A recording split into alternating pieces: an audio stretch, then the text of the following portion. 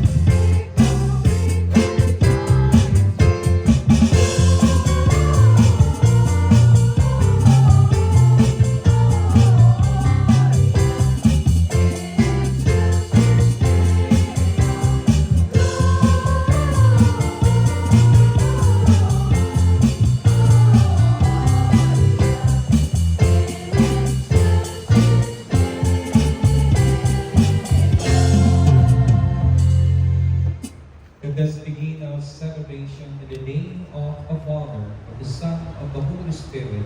Amen. The Lord be with you. And with your spirit. January 1st is not only a calendar date, it marks the beginning of a new year. Many friends, in today's Mass, we pause to thank God for the year that has passed and entrust the year ahead of to Him. In the church, this day also closes the Christmas of Day, the 8 days of celebration.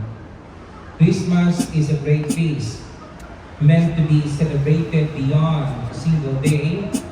And on this 8th day, we recall Jesus' circumcision, remembering that He is Jew. Through this, Jesus is given the name Jesus, meaning Savior from our sins.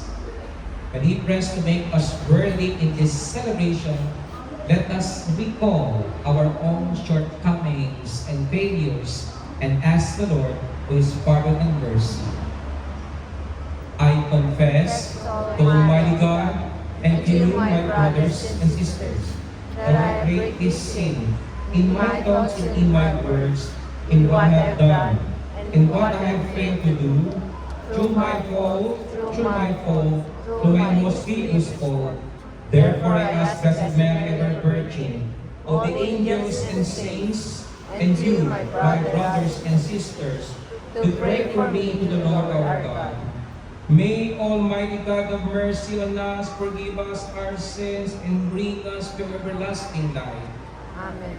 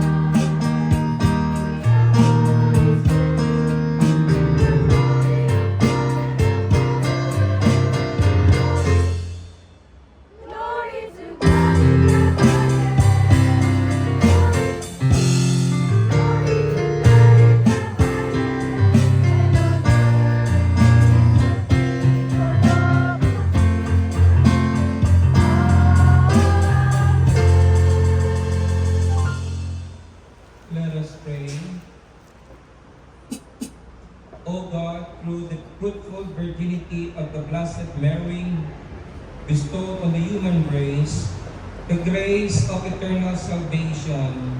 Grant, we pray, that we may experience the intercession of her, through whom we were found worthy to receive the offer of life, our Lord Jesus Christ, your Son, who lives and reigns with you in the unity of the Holy Spirit, one God, forever and ever.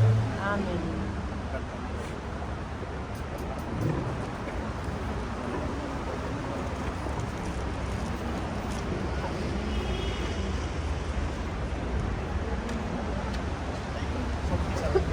A reading from the book of Numbers. The Lord said to Moses, "Speak to Aaron and his sons and tell them, this is how you shall bless the Israelites. Say to them, the Lord bless you and keep you.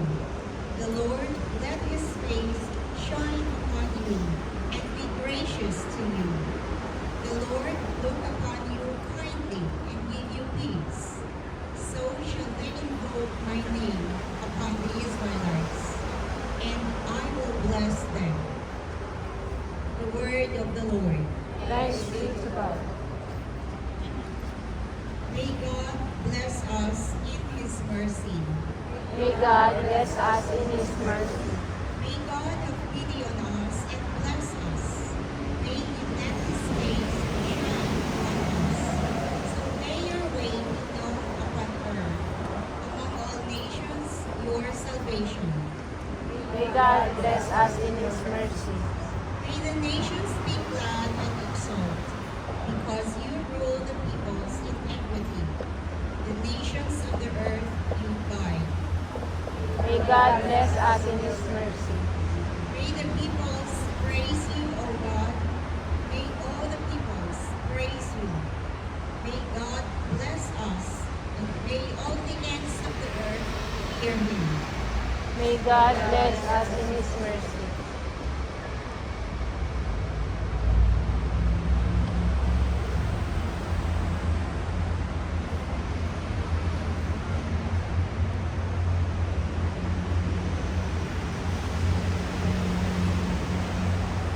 A reading from the letter of St. Paul to the Galatians. Brothers and sisters, when the fullness of time had come, God sent His Son, born of a woman, born under the law, to ransom those under the law, so that we might receive adoption as sons. As proof that you are sons, God sent the Spirit of His Son into our hearts, crying out, "Abba, Father." So you are no longer a slave, but a son. And if a son, then also an heir through God. The word of the Lord. Thanks be to God. Please all stand.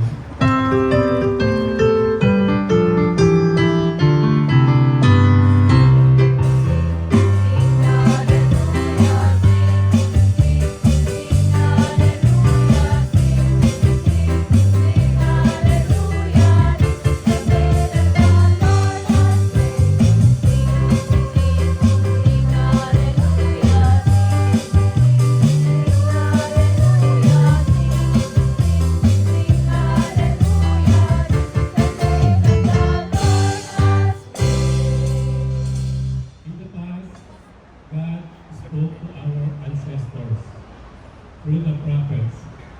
In these last days, He has spoken to us through the Son.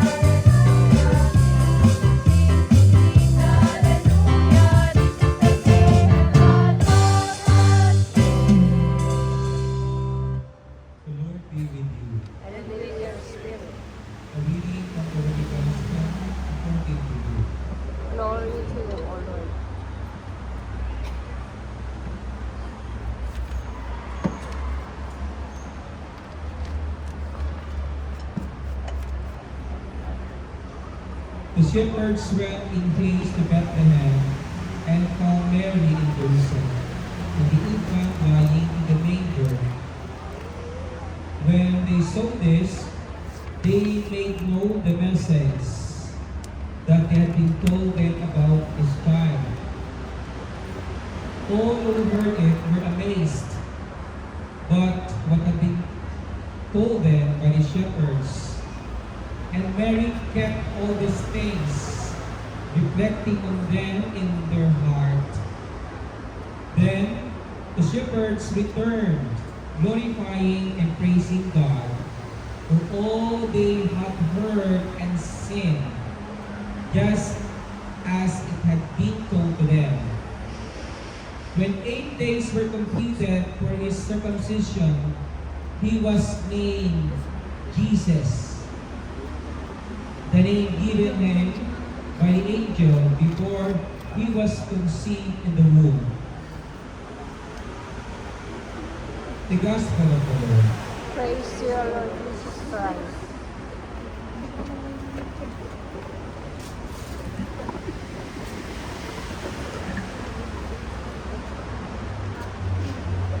Happy New Year's to all. Happy New Year, Father. On this first day of the year, we encourage and we honor Mary as the Mother of God. Jesus is God made man. So Mary as his mother is also our mother. God became man to share his divinity with us, and the Holy Spirit enables us to call God Abba.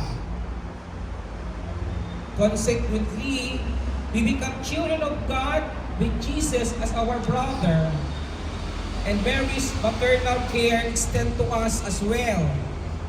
She accompanies us as we begin this 2026, guiding us to be true brothers and sisters of Jesus.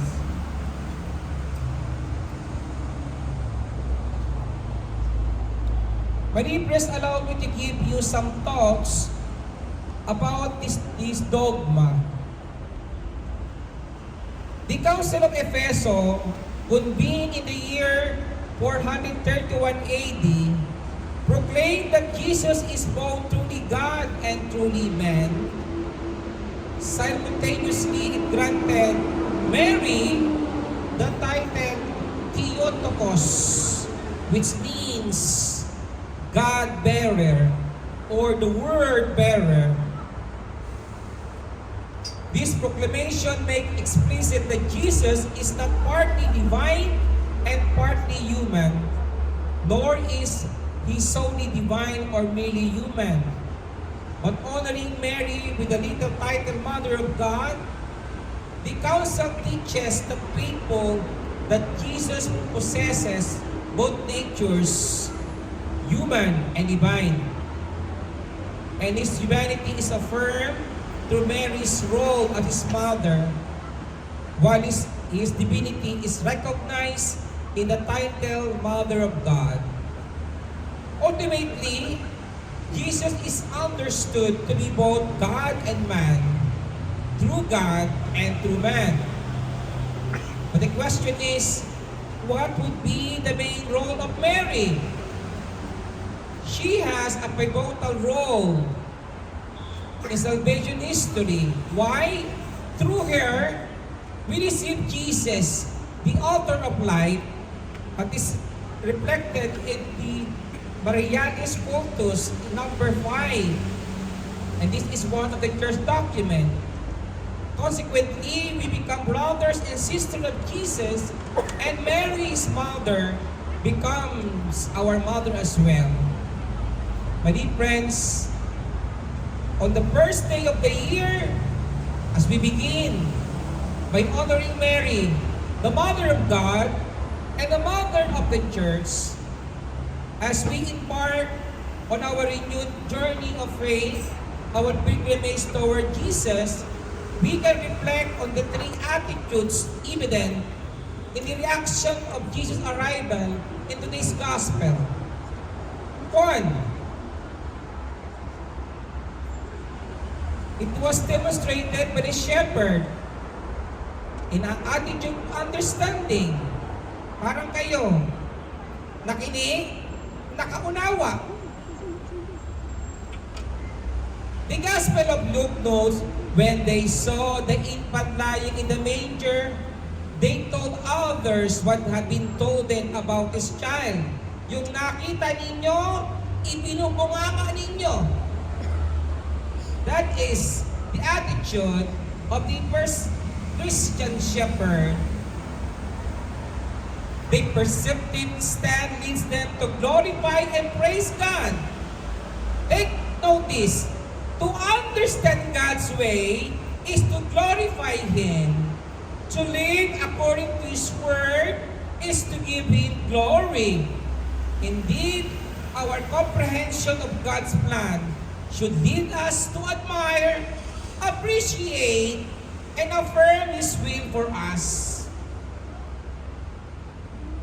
Second, there are those who after hearing the shepherd, ito yung mga taong pinagsabihan, pinagbungaan, and their attitude, they were amazed. But what had been told them, what they did next is not recorded. We, however, are called to act for Jesus, and we must share His words and deeds with others. Now,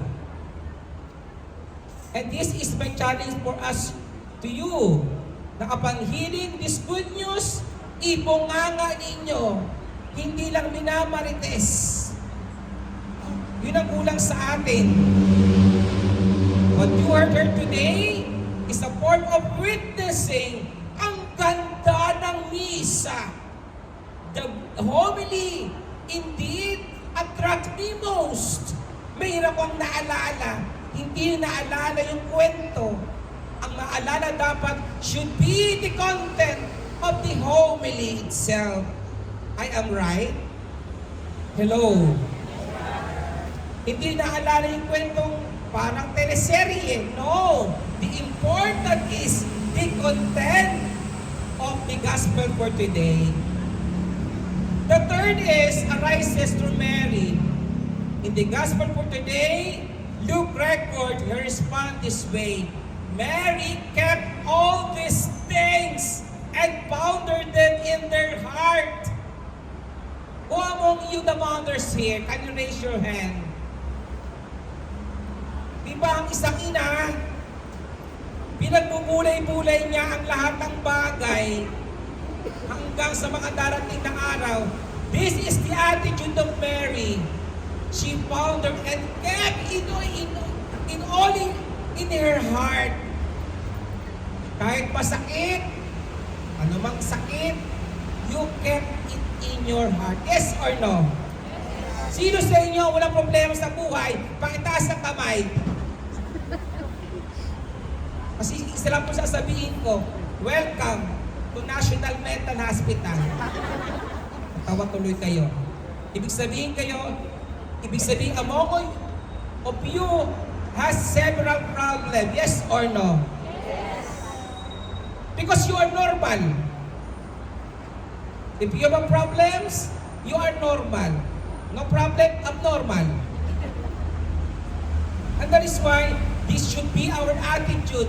You keep in your heart whatever it is. Mary accepts things as they are and contemplates them in the silence of her heart. Her attitude allows God to guide her life. With love, she follows God's will and His plan. Remember this. According to His plan, according to His design, not your own will. Remember this and take note. And everything you do, put God first, and He will direct your life and crown your effort with success. Amen po ba? Amen. Ayun yung i-memorize yun. In everything you do, put God first, and He will direct your life and crown your effort with success. This should be our attitude. Follow God's plan, not your plan. Imagine your plan, what happened? Umiyak ka lang. Kasi hindi mo sinunod ang gustuhan ng Diyos. My dear friends, with love and patience, let us await the unfolding of His plans. Even apparent failures should be seen not as setback, but as blessing. Remember this, hindi lahat ng blessing positive, because there are some negative. Negative should be our teacher. Learn from that.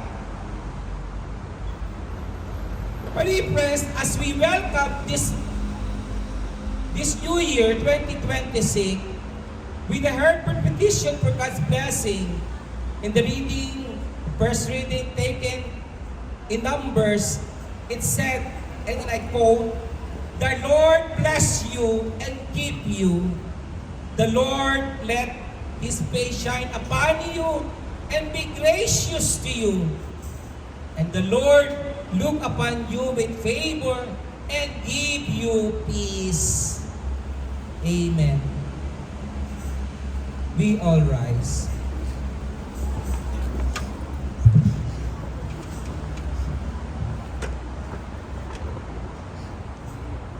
Let us profess our faith.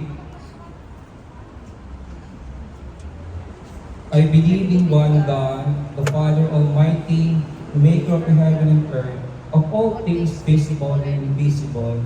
I believe in one Lord Jesus Christ, the only begotten Son of God, before of all, Father before all ages, God from God, light from light, true God from true God, begotten not made, co-substantial with the Father.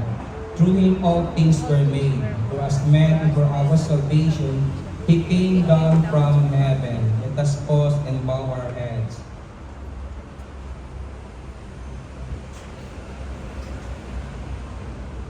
And by the Holy Spirit was incarnate the Virgin Mary and became man.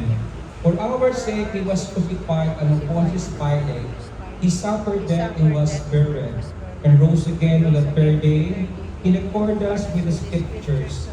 He ascended into heaven and seated at the right hand of the Father. He will come again in glory to judge the living and the dead, and His kingdom hath no end. I believe in the Holy Spirit, the Lord, the giver of life, who proceeds from the Father and the Son, who with the Father and the Son is adored and glorified, who has spoken to the prophets. I believe in one holy, Catholic, and Apostolic Church. I confess one baptism for the forgiveness of sins, and I look forward to the resurrection of the dead and the life of the world to come.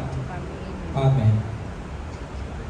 My dear people of God, as we face new challenges and opportunities this 2026 New Year, we pray that the Prince of Peace, Born of Mary, may guide us as we strive to incarnate the gospel values in our lives. Full of trust, we say, Lord, grant us your peace.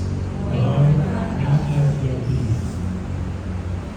We pray for Pope Leo, all the bishops, priests, and deacons, may they be instrument of peace and unity in communities where hatred and division reign.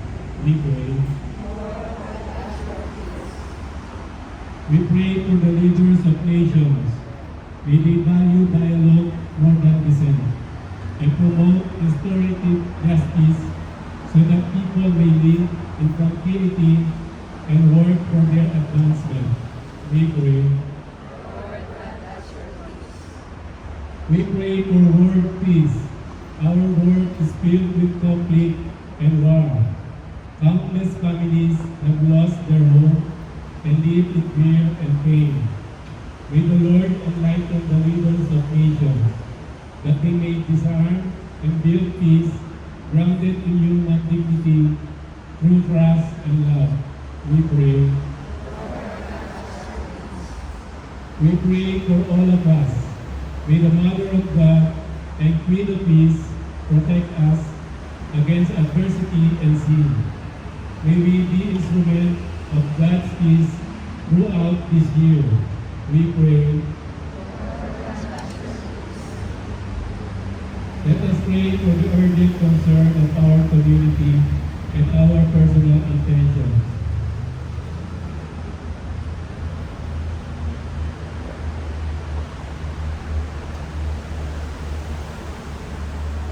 We pray. In a special way, we include the intentions of our respective family, our loved ones, especially who we promise to pray in today's Mass, and of course, the desires of our own heart, and especially those who are asking more. We pray. Loving Father, hear our humble supplications. Help us spend our life in your service and bring peace to our brothers and sisters. We ask this through Christ our Lord. Amen.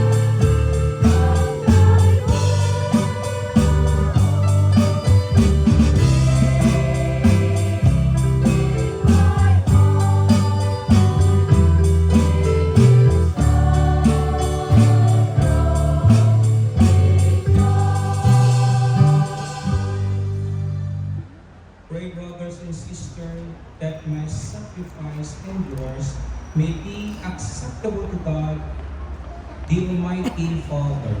May the Lord accept the sacrifice of your hands for the praise and glory of his name, for good and the good of all his holy church.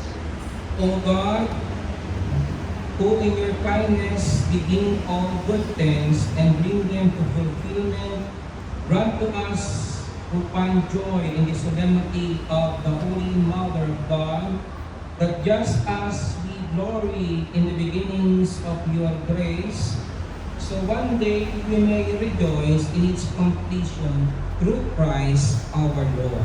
Amen. The Lord be with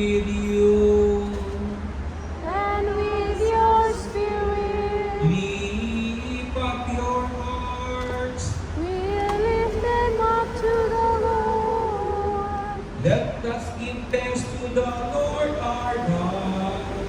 It is right and just. It is only right and just our duty in our salvation, always and everywhere to give you thanks, for Holy Father, Almighty and eternal God, and to praise, bless, and glorify your name on the solemnity of the motherhood of the Blessed Ever Virgin Mary. For by the overshadowing of the Holy Spirit, she conceived your only begotten Son, and without losing the glory of virginity, brought forth into the world the eternal life, Jesus Christ our Lord. Through him, the angels praise your majesty, dominions adore, and powers tremble before you. Heaven and the virtues of heaven and the blessed seraphim worship together with exaltation. May our voices, we pray, join with theirs in humble praise as we acclaim.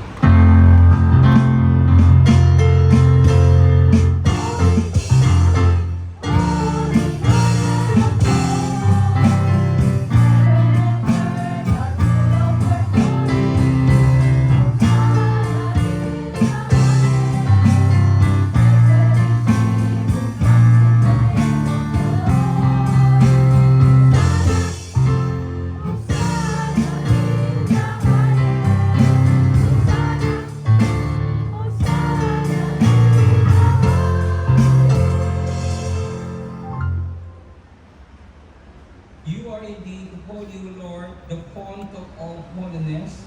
Make holy, therefore, this gift, we pray, by sending down your Spirit upon them like a dewfall, so that they become for us the body and blood of our Lord Jesus Christ.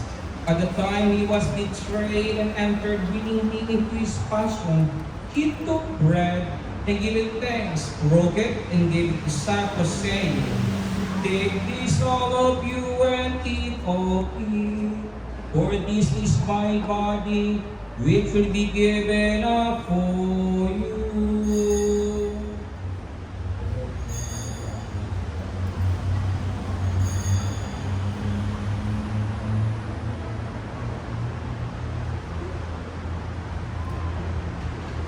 In a similar way, the supper was ended.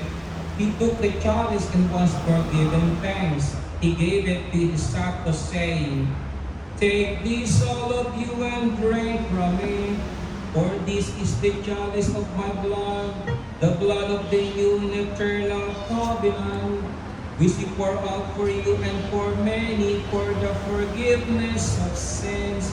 Do this in memory of me."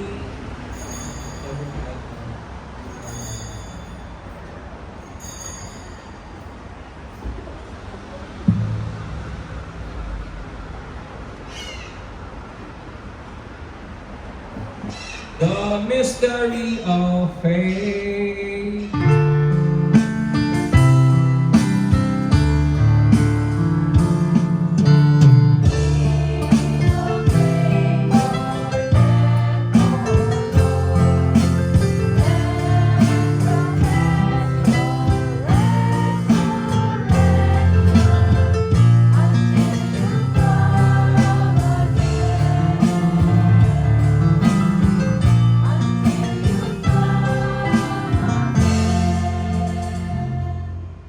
Therefore, as we celebrate the memorials that the resurrection, we offer you, Lord, the bread of life and the chalice of salvation, giving thanks that you have held us worthy to be in your presence and minister to you. Humbly we pray that partaking of the body and blood of Christ, we may be gathered into one by the Holy Spirit. Remember, Lord, your church spread throughout the world and bring her the fullness of charity together with Leo, our Pope, Stephen, Cardinal Chao, our Bishop, and all the clergy. Remember also our brothers and sisters who have fallen asleep in the hope of the resurrection, and all who have died in your mercy. Welcome them into the light of your face.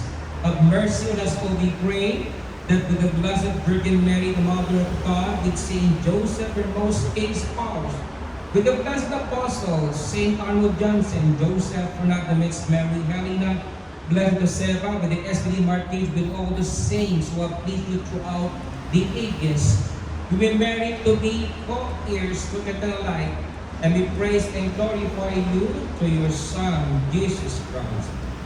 True evil within and in Him, O God Almighty Father, in the unity of the Holy Spirit, all glory and honor is yours forever and ever.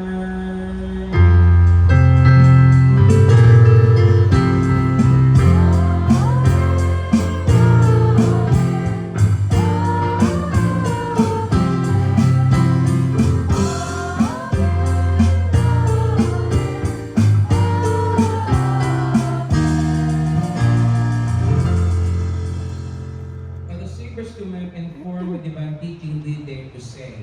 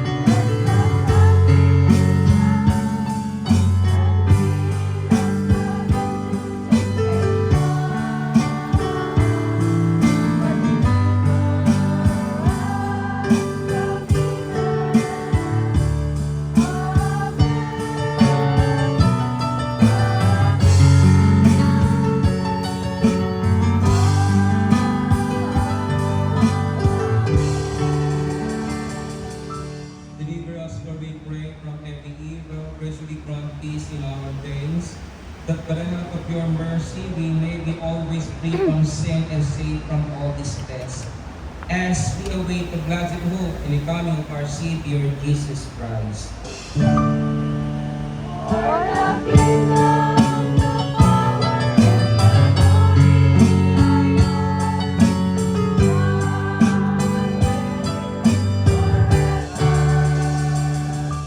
Lord Jesus Christ, you said to your apostles, peace I leave you, my peace I give you.